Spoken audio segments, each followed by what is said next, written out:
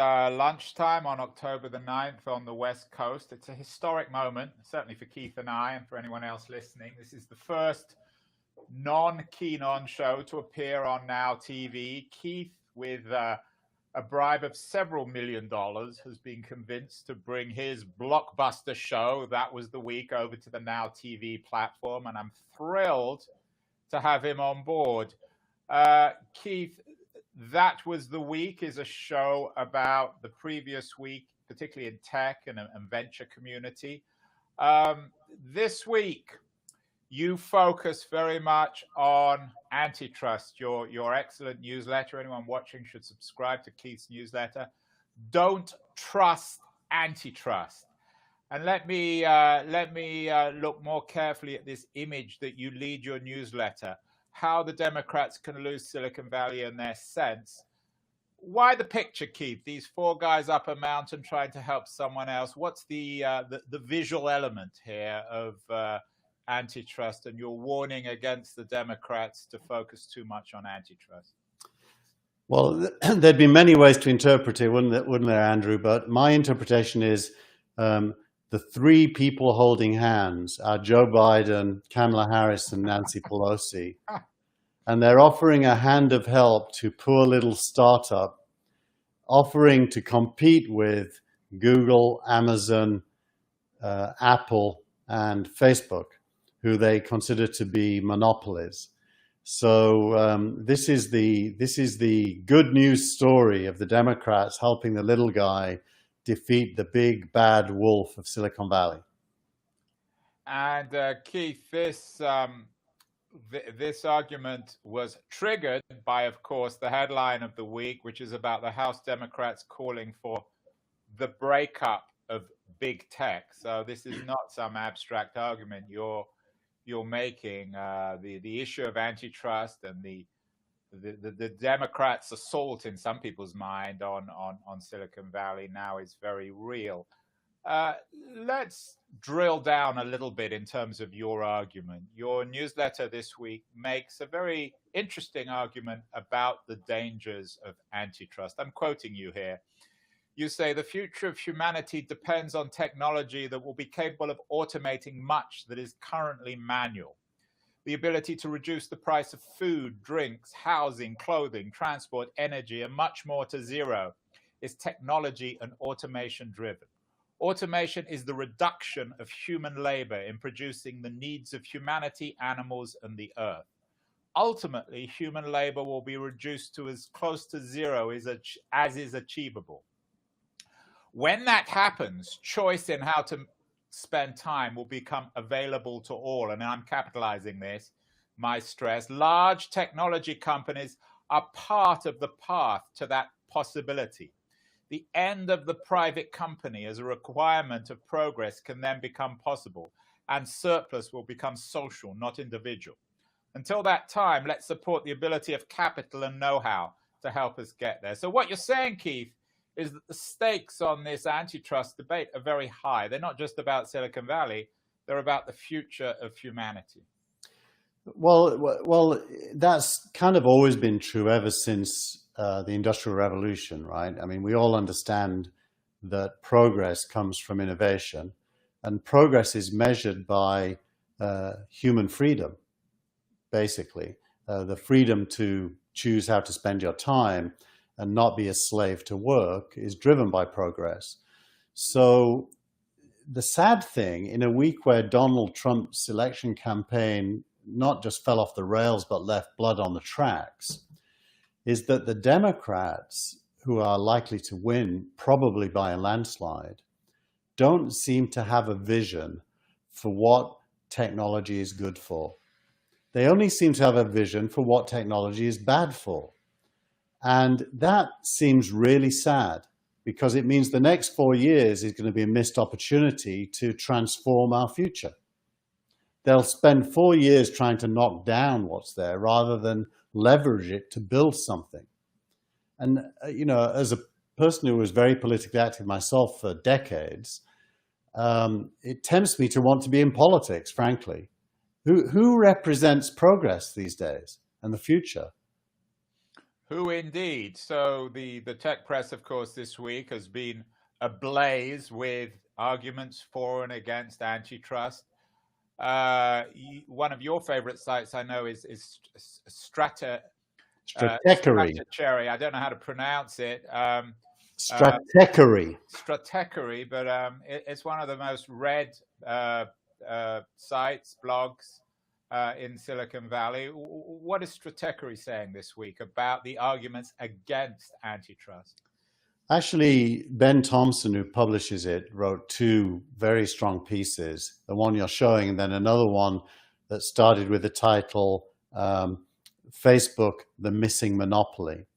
And in both cases, he's stressing that if you look rigorously at what Facebook is and what market it dominates, the answer is none.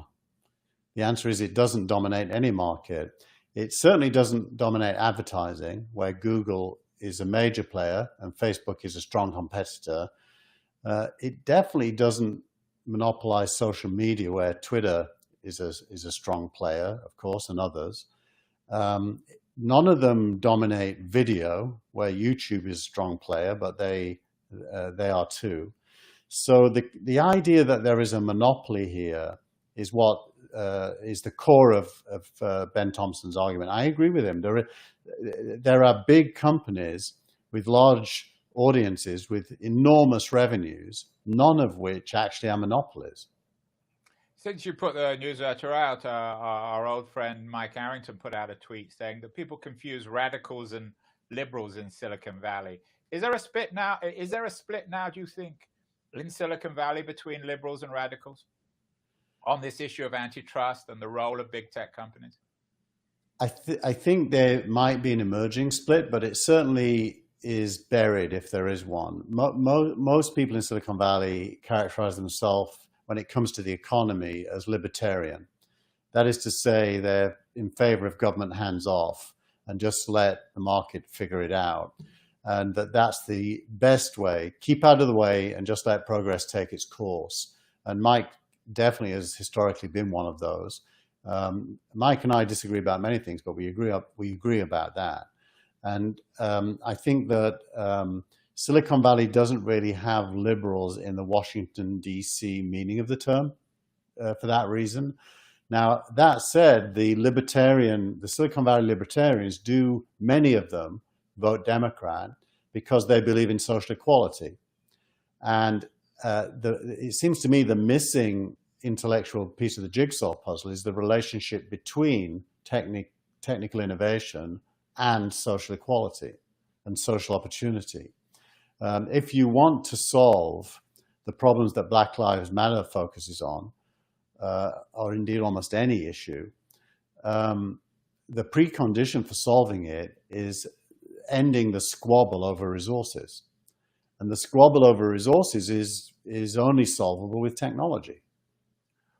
Well, that is, of course, according to you, one of the nice things about having, shall we call you a libertarian Hegelian on the show. I think you're the only libertarian Hegelian in Silicon Valley, is that you're open to other people's opinions. And that was the week newsletter also covered a very different position from an interesting French-American entrepreneur on the East Coast, Maëlle Gavet. I don't know if I've done her justice. What's next for Silicon Valley? And she takes, Keith, an entirely different position from you. Let me quote Maëlle. She says, the near total, and I misspelled dominance, the near total dominance of the top tech giants, Facebook, Amazon, Alphabet, Apple, and Microsoft, has become stifling. This is an argument that is very much covered in her new book as well, Trampled by Unicorns. These companies don't hoover up talent, but have grown to such a size and expanded into adjacent markets to such an extent that they are starving all but the best new tech businesses of oxygen. Smaller companies who compete in one of the markets that big tech considers as strategic, an ever-expanding list, risk becoming a target of full financial power of one of the giants, who aim to crush or buy possible contenders before they grow beyond a certain size. And I'm capitalizing her here because I think it's here that she gets in your face from your libertarian point of view. She says, this hegemony impacts innovation and centralizes capital allocation. This was from a piece Mail wrote in the Harvard Business Review last week, which you recommend in your newsletter. Both Mail and you are talking about innovation. She takes an entirely different position. How would you respond to her argument? The reason I published it, Andrew, is I think it's an excellent piece. And you may think it's a contradiction for me to say so, but I actually agree with her, whilst at the same time agreeing with my own point of view.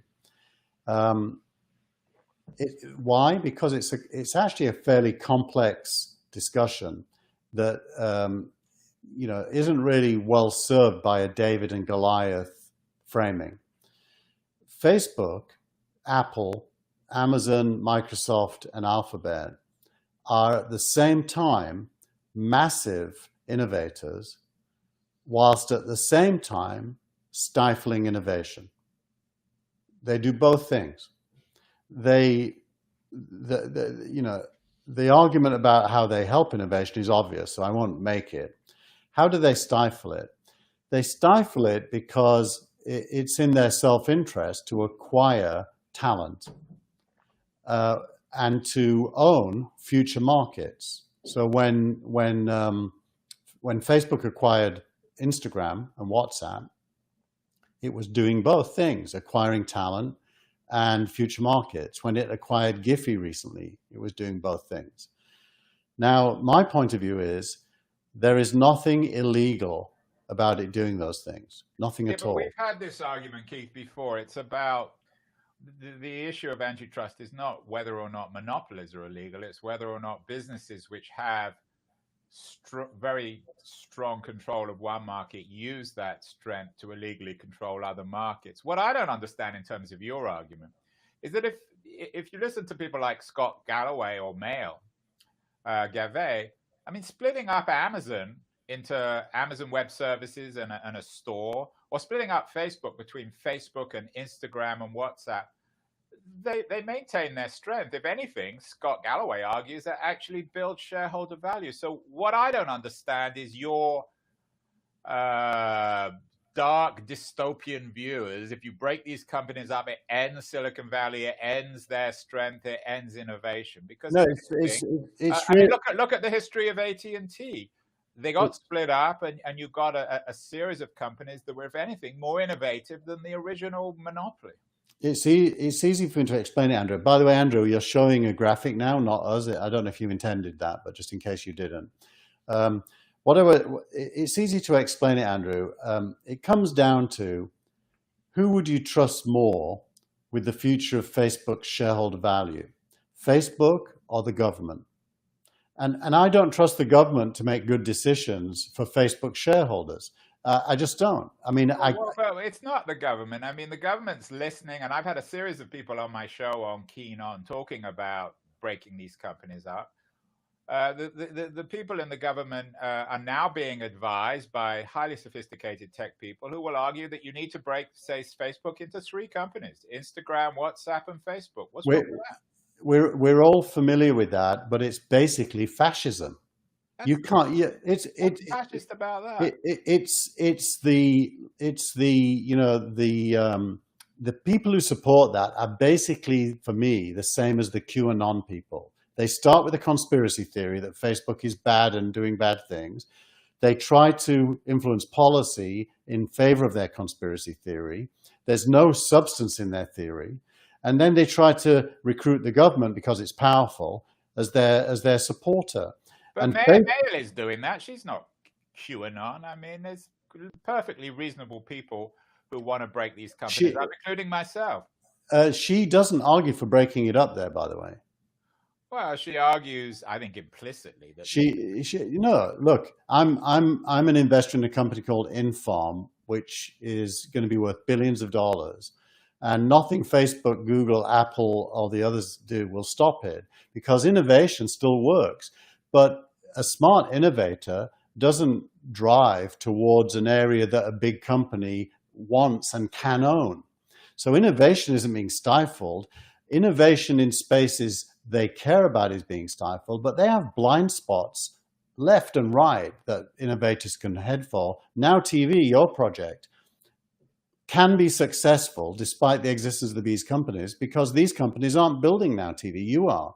And nothing, they might come and offer you a pound of flesh if it gets big, and you'll have a choice to make whether to take it. That's a choice. They can't force you to sell to them. So it really is a conspiracy theory of the big bad wolf versus the good guys. And it's wrong. The good guys are not the people arguing for breakup. They are actually small-minded, anti-innovation zealots. Including myself. This is the conversation that will go on and on in That Was the Week. It's certainly only the beginning, and hopefully, and I hope, Keith, you're on my side here, we will have a change of administration in November or January, and then these things will become real. Let's focus on your innovator, your company, your startup of the week. Uncork. What are they all about? They seem to be an interesting new play. I hadn't heard of them before you mentioned them in your newsletter. Yeah, Uncork is in a space known as no code. No code is where you can manipulate content and data in very complex ways, close to a machine learning style of manipulation of data with outputs that you wouldn't be able to easily find, and you can do it without writing code. And there's a lot of companies in this space. Airtable is a unicorn in this space. Actually, Snowflake, which went public recently and is trading at huge valuations, is in this space. So Uncork is for people who have lots of data to understand and want to use a service, a cloud-based service, to understand the meanings inside that data, but don't want to have to be an engineer and write code. It's a growing space, which you could think of as business automation of various kinds. Another big player in that space is UiPath, which is worth about $10 billion now. There's lots and lots of companies in the space, and I like it as much as I like all the others because it points to a future, Andrew, where you and me, who didn't learn to code, can do interesting things without employing an engineer.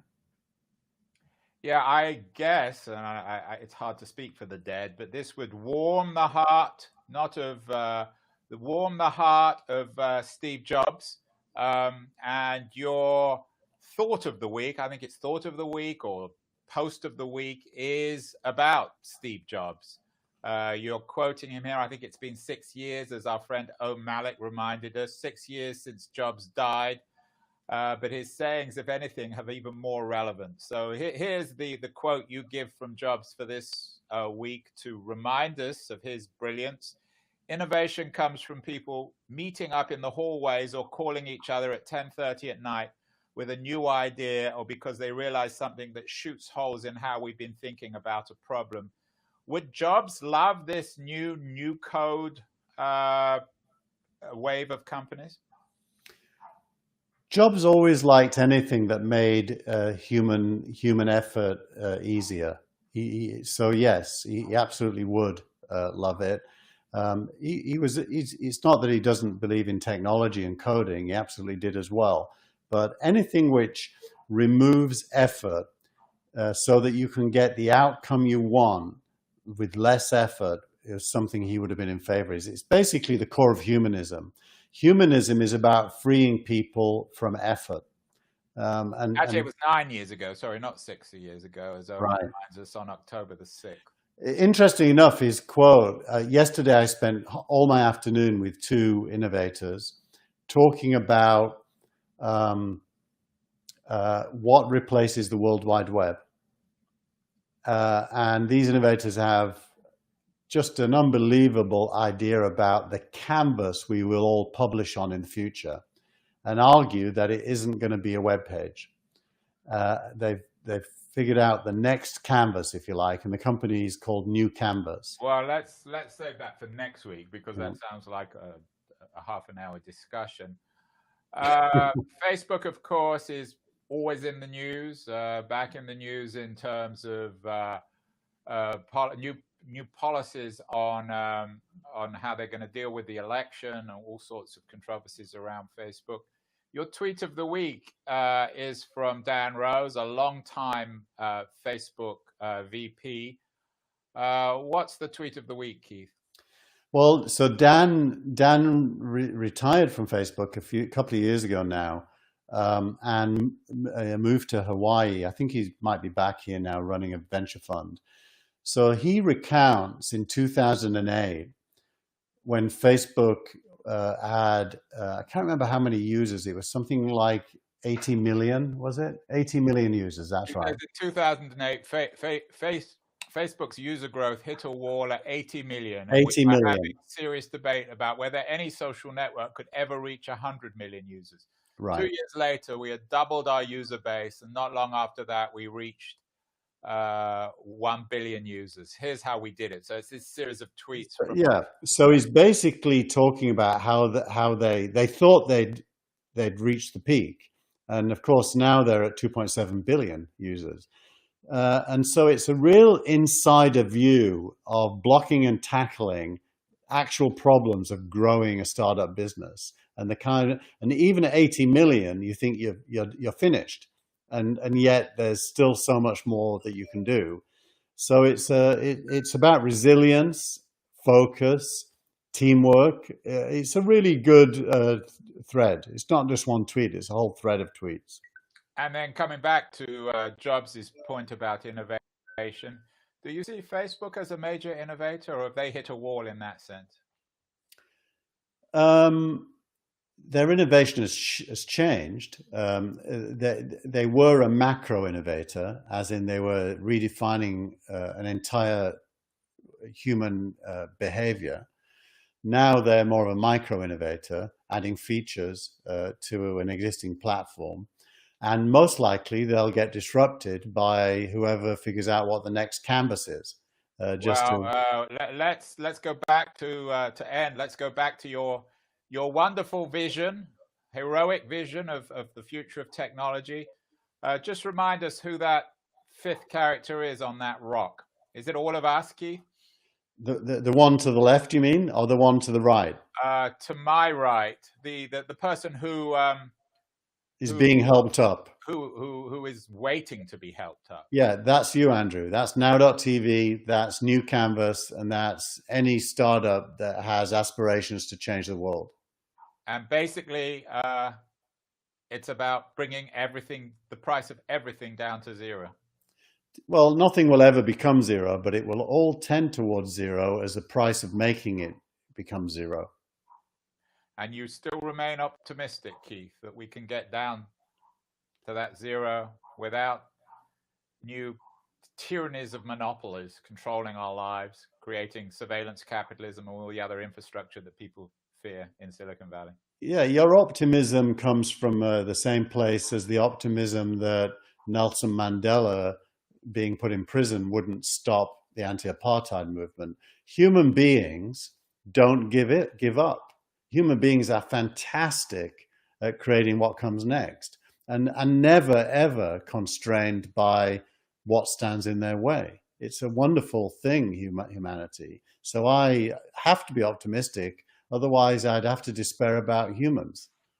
Well, that was the week with the most resilient Hegelian libertarian in Silicon Valley, Keith Teare. We will be back again next week to discuss much more about antitrust, tweets of the week, innovators of the week, and the rest of the news out of Silicon Valley. Have a great week, Keith. I'll see you next week. Thank you.